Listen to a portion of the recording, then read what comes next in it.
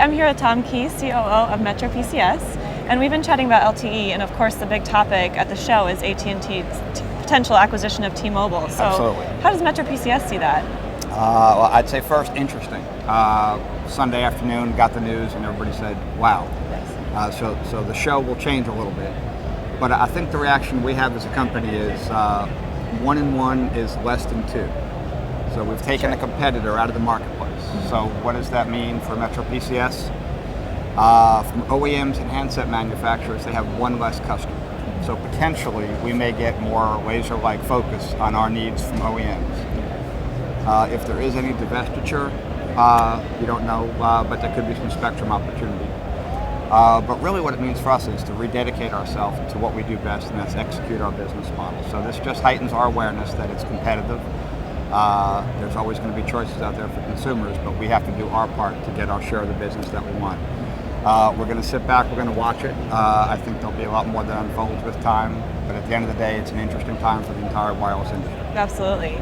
For consumers, do you think it could mean some consumers leaving T-Mobile and maybe looking for prepaid opportunities?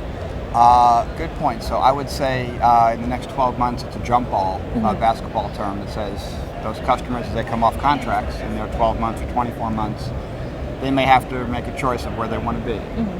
Our hope is that our company is ready to give contracted customers a no-contract experience where they can get the full value and full benefit of being on a contract with a really exciting handset with great LTE services and Android services, but not bind them to a long-term commitment. Okay, sure. And one possibility that's kind of been thrown out is, Verizon acquiring a CDMA player, or even the CDMA players banding together to form a larger prepaid carrier. Wow. Any perspective on that? I have to plead, I can't speculate there. Even if I went down those possibilities, we're probably not going to move the ball forward to anything tangible. So what the industry does, anybody's guess, but at the end of the day, I think the movement of those two players together, the movement of Verizon going to LTE, could have positive effects for everybody. We don't know. What we know is that as LTE becomes a worldwide standard, right, we take the LTE platform, we put Android on top of it, we bring it to a no-contract experience. For us, it's exciting. So we're going to watch the big players, but we know that we have our work cut out for us because of our scale. We've got to get attention from OEMs, get attention from infrastructure providers, from billing partners, and we think with one less player, we'll be able to get a little bit more attention than we did the day before.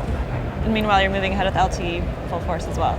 Yeah, well, we were the first to build out a 4G LTE network in the United States. We were the first to launch a 4G LTE Android phone in the United States. So we are David amongst many Goliaths. Right. We understand our role. We understand the importance in bringing that technology, not just to the U.S., but as it adopts itself worldwide. So we're proud of the accomplishments. We worked hard for it. We started that path about 3 years ago.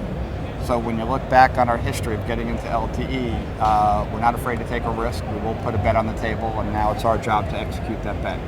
Okay, great. Well, Tom, thanks for stopping by. It'll Thank you very certainly be much. interesting, as you say. Thank you.